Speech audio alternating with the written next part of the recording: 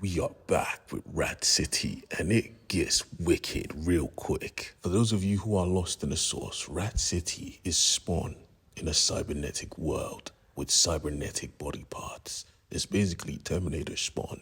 If you want to catch up, go check out the playlist, then come back to this. Because like I said, it gets wicked. And we pick up where we left off, with the world finding out about Deviants. Matter of fact, the company themselves leaked this information, and they forced the professor to stand in front of a camera and carry out an interview he did not want to do. But this was not for his benefit, nah. It was for the company. You see, he was a distraction, and they needed him out of the way, because they were going to put Spawn down. Victoria found this funny. She didn't like the professor. Matter of fact, nobody did. But her boss made sure she knew how important this mission was. Spawn cannot be allowed to survive. This was a kill mission, and the professor, as resourceful as he is, found out about this. He hacked his own system and realized what was going down. He was pissed off. He actually walked off the interview. But our boys did not know what was coming for them. They were about to die, and they did not know it. Quinlan, with his tech skills, had found a way to integrate modern technology with very old relics. He was good, and Pete knew this. Matter of fact, he was not even surprised.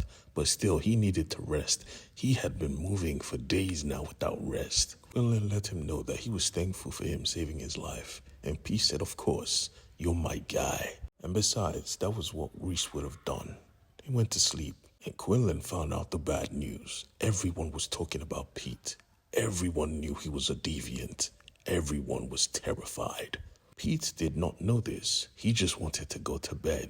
He took off his cybernetic legs and lay down to rest his head. This past few days, his life has done a complete 360, and he was honestly not prepared for it. Worst of all, an industry-level hit team was coming for himself and Pete. This was a bad day for him, but it was a good day for Victoria. Matter of fact, she was curious. Why are we trying to kill this guy?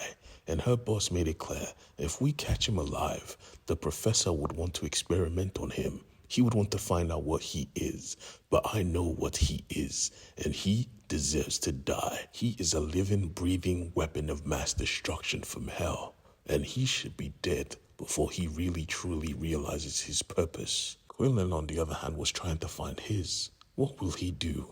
He is weak. He's not so strong. He cannot wield a weapon. All he could do is fortify them on the internet. That is until he stumbles onto a box with motion sensors, which gave him an idea to protect this place they are staying right now. Little did he know there was no point, because right now, even the reporter from earlier realized what was happening.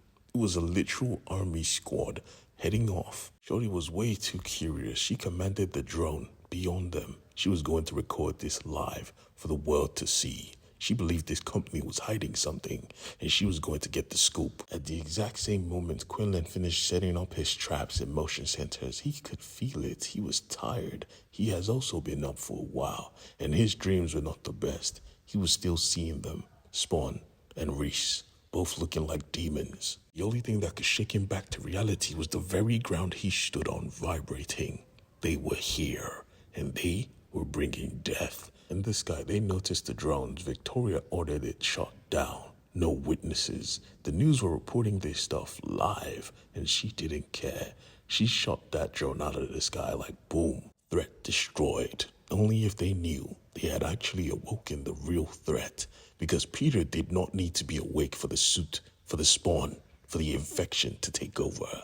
Nah, Spawn was awake. He wrapped himself like Tony Stark putting on his nanite armor, and there he stood, Spawn. But this was Spawn, not Peter. You could tell the energy was different. This guy was here to do damage. Quinlan was absolutely terrified. He saw a whole army outside. He wanted to run. He called for Peter, only for him to stop before he could even meet him. He was standing right in front of him, but he was different. What the hell? Peter? Peter simply said, I'll handle this. No truer words needed to be spoken. He just walked forward, and Quinlan knew there was no point in stopping him. The aura was auraing. He could feel the pressure. The only thing he could do now was show the world the truth. So, he knew there was always someone who wanted a scoop, He went to do his thing. Victoria tried to do hers, commanding all the cannons to set aim at the shed. She got down, knowing full well that she wasn't just here to push a button. She was going to get her hands dirty if need be. The show was about to begin, and Quinlan made sure everyone was going to see it. He hacked the news reporting team and asked them a simple question. Do you want an exclusive? Of course they would take it. I mean, even Victoria called her boss and said, do you want to watch from my eyes? And he said, of course. But he came out of the shed with one kick. There he stood, Spawn, in all of his glory. Even Victoria was like, Jesus Christ, is that him? Shorty was unable to even comprehend what stood before her. But her boss, he knew the truth. Victoria, kill him. Kill him now. With a push of the button, Quinlan made sure the whole world was watching this live. The company that claimed to be the good guys were about to start a war with the deviant called Spawn. If they knew what he was capable of, they would be running. Sadly for them, they were foolish and they opened fire. Let the bloodbath begin. I cannot wait for the next issue. Come back here if you want to follow on this story.